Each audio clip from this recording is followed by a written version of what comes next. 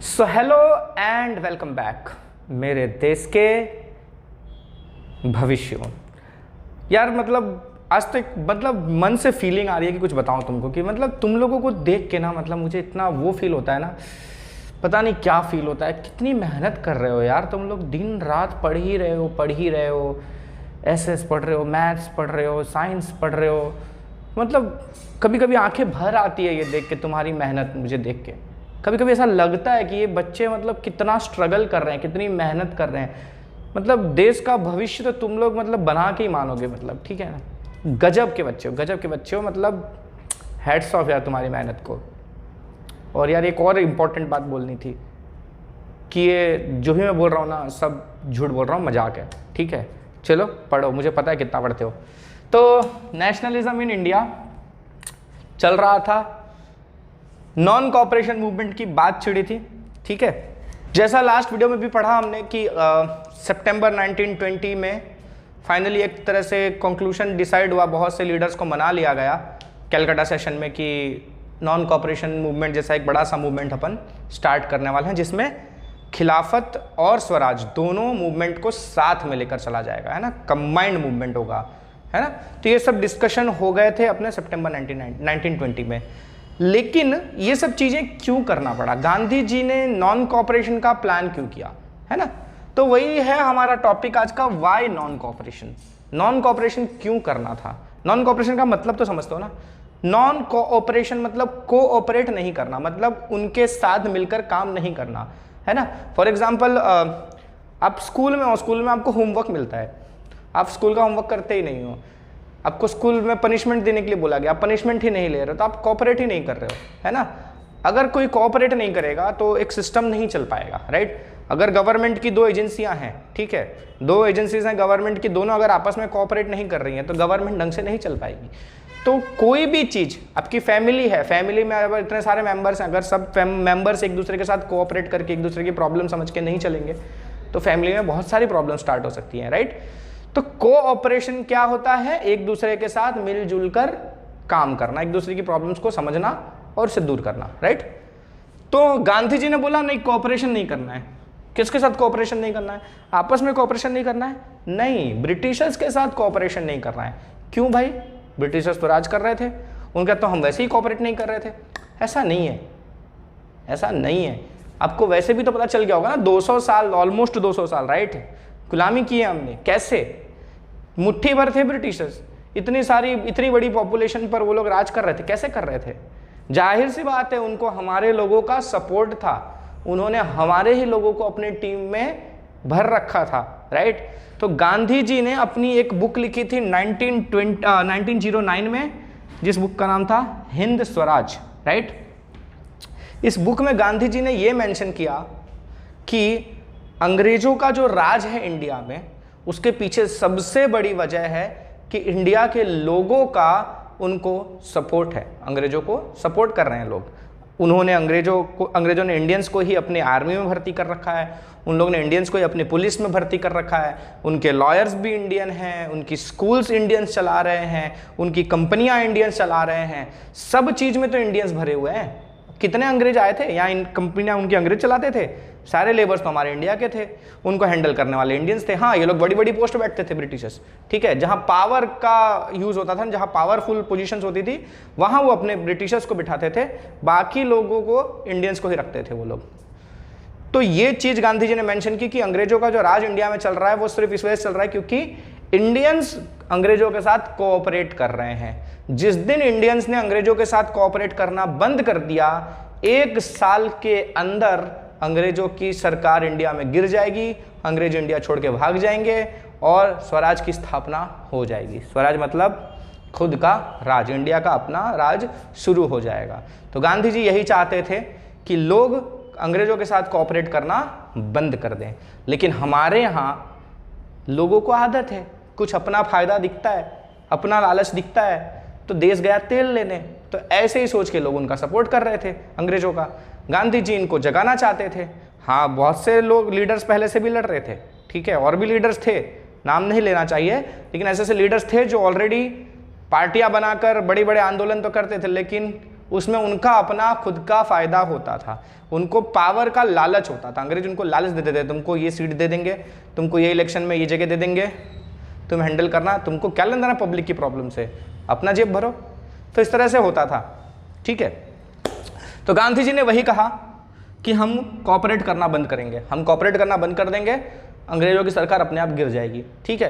तो इस चीज़ के लिए गांधी जी ने नॉन कॉपरेशन मूवमेंट का प्लान किया था। अच्छा, अब नॉन कॉपरेशन एक आइडियोलॉजी है, एक आइडियोलॉजी है, कहने का मतलब कि इट्स अ, क्या बोल सकते हैं इसको हिंदी में कैसे बताऊं यार, मतलब इस तरीके से हमको काम करना है, ठीक है। नॉन कॉपरेशन एक आइडियोलॉजी है, तो हमको इस तरह से काम करना है, हम इसी विश्वास के साथ चलेंगे।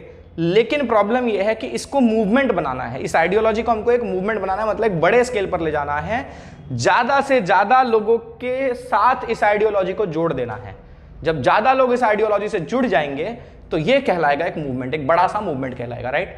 तो उसके लिए क्या किया जाएगा, तो गांधी जी ने उसके लिए भी प्लान तैयार किया। गांधी जी ने क्या बोला कि ये जो मूवमेंट है वो स्टेजेस में अनफोल्ड होगा। स्टेजेस में अनफोल्ड होने का मतलब हम स्टेप बाय स्टेप इस मूवमेंट को एक एक करके ओपन करेंगे और बड़ा कर देंगे। मतलब पहले कुछ किया जाएगा, फिर जो रिएक्शन आएगा उसके हिसाब से फिर हम ये स्टेप लेंगे, फिर रिएक्शन आएगा उसके बाद हम ये स्टेप लेंगे। तो इस तरह से प्लानिंग करके रखा गांधी जी ने इस मूवमेंट में, ठीक है। तो स्टेज में पहला स्टेज क्या था कि सबसे पहला स्टेज था सरेंडर किया जाएगा टाइटल्स का जो अंग्रेजों ने इंडियंस को दे रखे हैं। बता तो रहा हूँ ना, इंडियंस को भी वो लोग लालच दे के रखते थे, जो थोड़े पावरफुल थे, जो पढ़े लिखे थे, उनको वो लोग लालच दे के पटा लेते थे। यार तुमको हम ये दे देते टाइटल, तुम यहाँ के नवाब हो गए, तुम यहाँ के राजा हो गए, तुम यहाँ के सर हो गए, नाइटहुड वगैरह का टाइटल देते थे। आपको आपने सुना भी होगा, रविंद्रनाथ टैगोर को भी उन लोगों ने सर का टाइटल दिया हुआ था। बाद में रविंद्रनाथ टैगोर जी ने उस टाइटल को रिटर्न कर दिया, ठुकरा दिया कि नहीं, मेरे को नहीं चाहिए तुम्हारा सर का टाइटल, तुम अपने पास रखो। तो इस तरह के टाइटल्स वगैरह वो लोग देते थे, ठीक है। टाइटल्स मतलब सम्मान में मिलता था, सर वगैरह बहुत ही सम्मानजनक टाइटल था।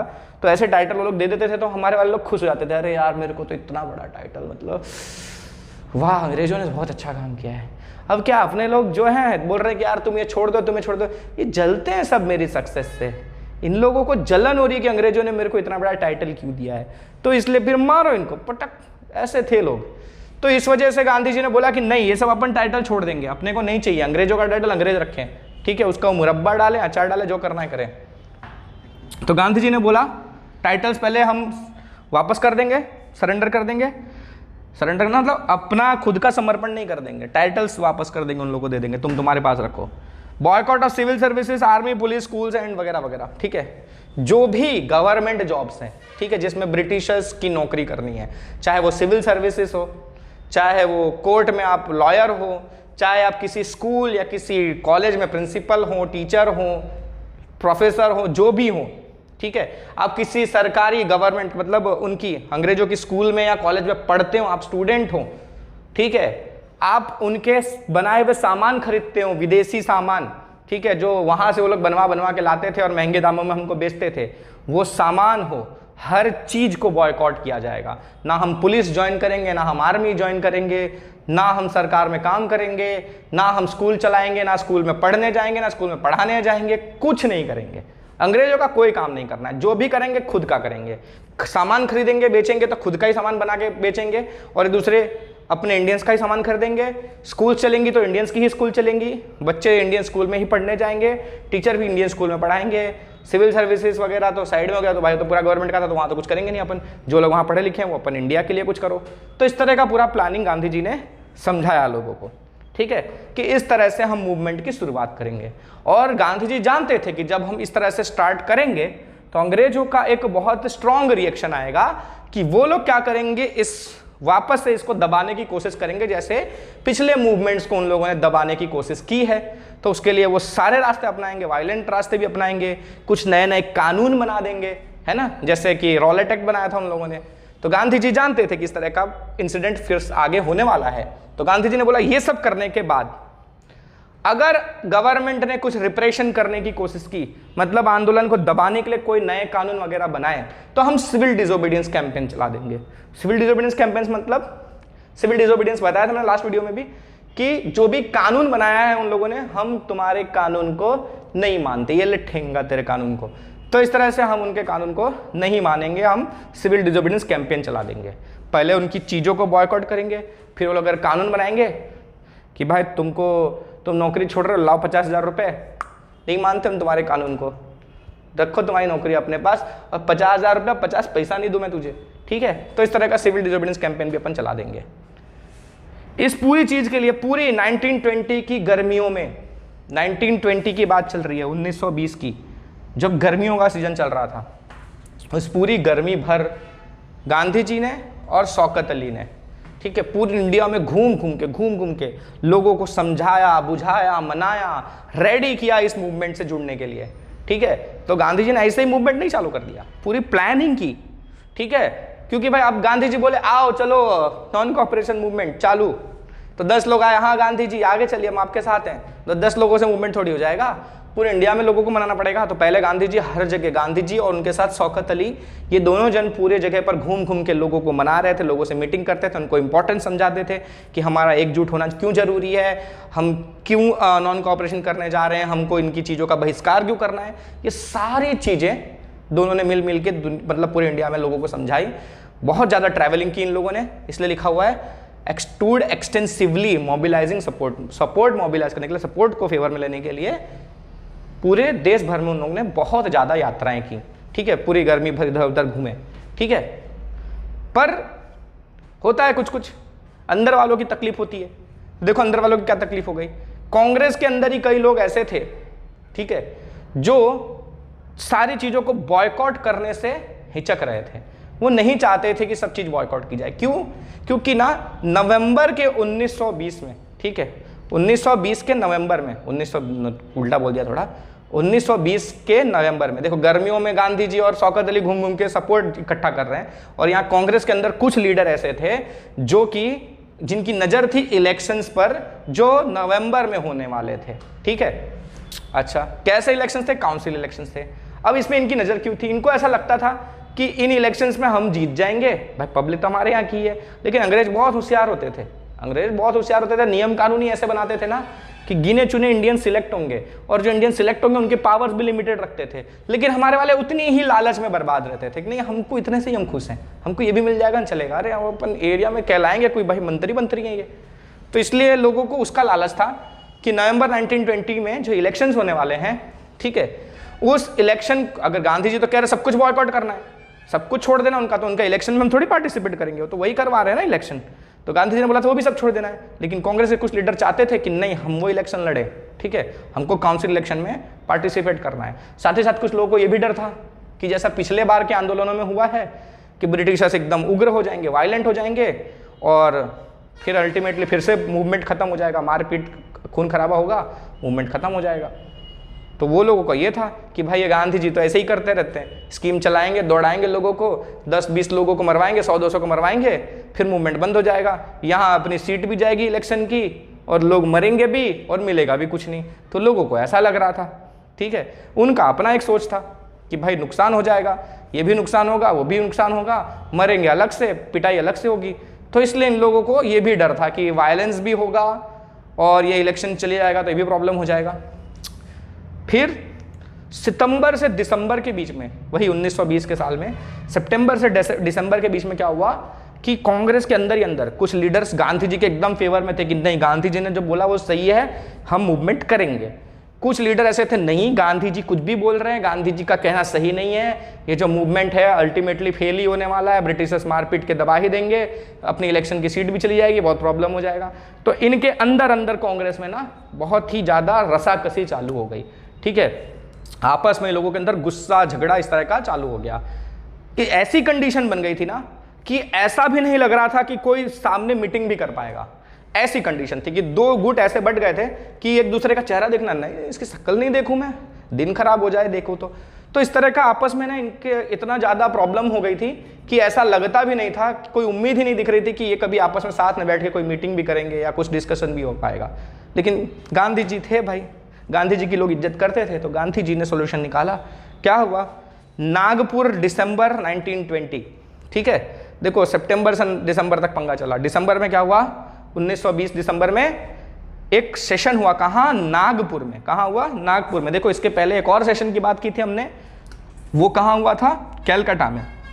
ठीक है, वो कहाँ हुआ, कब हुआ था, सितंबर में, ठीक है, सितंबर में सेशन हुआ था। उस टाइम डिसाइड तो हुआ था मूवमेंट होगा, लेकिन सब लोग जुड़ेंगे, कैसे जुड़ेंगे, सब कुछ बॉयकॉट करेंगे नहीं करेंगे, उस चीज़ को लेकर डिस्कशन नहीं हुआ था बराबर, ठीक है। डिसाइड तो हो गया था खिलाफत और स्वराज मूवमेंट साथ में कंबाइन होकर काम करेंगे, लेकिन फर्दर का प्लान नहीं तैयार हुआ था। फर्दर का प्लान जब उनको पता चला तो नहीं यार, इलेक्शन बॉयकॉट करने की बात आ गई तो प्रॉब्लम हुआ। तो वो प्रॉब्लम कब शॉर्ट आउट हुआ, नागपुर सेशन में, ठीक है, कब, दिसंबर में, क्लियर है। इस बीच में क्या हुआ इस सेशन में कि एक कॉम्प्रोमाइज हुआ, जो दो लोगों के दो ग्रुप में आपस में झगड़ा था ना, उनके बीच में कुछ कॉम्प्रोमाइज सेटल हुआ, ठीक है, कि कुछ बातें इनकी मान ली जाए, कुछ बातें इनकी मान ली जाए, और इस तरह के कॉम्प्रोमाइज पर सब लोग आए, एक फाइनल डिसीजन हुआ, और फिर क्या हुआ, non cooperation programme was adopted. तो दिसंबर 1928 में फाइनलाइज हो गया कि नहीं, अब सब लोग मिलकर नॉन कॉपरेशन मूवमेंट में जुड़ेंगे, ठीक है। अब ये जो नॉन कॉपरेशन मूवमेंट था, ठीक है, ये डिसाइड तो हो गया, कुछ लीडर्स का प्रॉब्लम था, उनको भी मना लिया गया, सब कुछ फाइनलाइज हो गया, गांधी जी रेडी ही थे, खिलाफत मूवमेंट के लिए जो जुड़े हुए लोग थे वो भी रेडी थे, खिलाफत स्वराज जुड़ने के लिए रेडी था, सब कुछ रेडी था। पर इस मूवमेंट का ना अलग अलग तरह के लोगों में अलग अलग रिएक्शन था, ठीक है। कुछ लोगों का इंटेंशन कुछ और था, कुछ लोगों का इंटेंशन कुछ और था, बस बोलते यार थे हाँ स्वराज की लड़ाई चल रही है, खिलाफत मूवमेंट चल रहा है, स्वराज की लड़ाई चल रही है। पर उसमें से कई लोग जो थे ना, सबका अपना इंटेंशन था। किसी को लगता था मेरा एक बिजनेस है, मेरी एक कंपनी है, मेरी 2 कंपनी खुल जाएगी। किसी को लगता था मेरे 80% मार्क्स आ रहे हैं, इसके बाद मेरे 100% आने लगेंगे। किसी को लग रहा था मेरी 10,000 सैलरी है, मेरी 20,000 हो जाएगी। किसी को ऐसा लग रहा था कि मेरे खेत में से इतना अनाज निकलता है, मेरे को 10% टैक्स देना पड़ता है, इसके बाद मेरे को टैक्स नहीं देना पड़ेगा। मेरे पास ज़मीन कम है, मेरे पास ज़मीन ज़्यादा हो जाएगी। सब लोग अलग ही अलग सपने देख रहे थे, ठीक है, अपना अपना सबका पर्पस था, ठीक है। बस गांधी जी, लेकिन ना सोचो, गांधी जी के बारे में कई लोग खराब बोलते हैं। हाँ, मैं भी ये मानता हूँ कि पूरी आज़ादी सिर्फ गांधी जी ने नहीं दिलाई, ठीक है। अभी किसी को अच्छी लगे चाहे बुरी लगे बात, आज़ादी में सबका रोल रहा है, बहुत से लोगों ने जाने दिए हैं, बहुत से लोगों का कंट्रीब्यूशन रहा है, ठीक है। सिर्फ गांधी जी ने आज़ादी नहीं दिलाई है। लेकिन ये कहना कि गांधी जी ने कुछ नहीं किया, ये भी गलत है। गांधी जी ने बहुत कुछ किया था आज़ादी की लड़ाई में, ठीक है। सबसे बड़ी बात तो ये थी कि ना, जो लोग हमारे यहाँ गधे जैसे लोग थे ना, जो आपस में लड़ रहे थे, इधर उधर फैले हुए थे, बिखरे हुए थे, उन सबको जोड़ने का काम गांधी जी करते थे, ठीक है। बहुत से लोगों को गांधी जी ने जोड़ा, और कई बार ऐसे बड़े बड़े एग्जाम्पल्स दिए गांधी जी ने, जहां पर अंग्रेजों को ये रियलाइज हुआ कि ये इंडियंस यूनाइट होके बहुत कुछ कर सकते हैं, ठीक है। तो वो एक बहुत बड़ा एग्जाम्पल गांधी जी देने में सक्सेसफुल रहे थे, ठीक है। तो ये सारी बातें हैं कि अलग अलग लोगों का अलग अलग अप्रोच था मूवमेंट को लेकर, उनकी अलग अलग सोच थी, वो क्या क्या सोचें थी, क्या क्या प्रॉब्लम्स थी, वो सारी चीज़ें हम अगले वीडियो में देखेंगे। तो हाँ, वही, जय हिंद।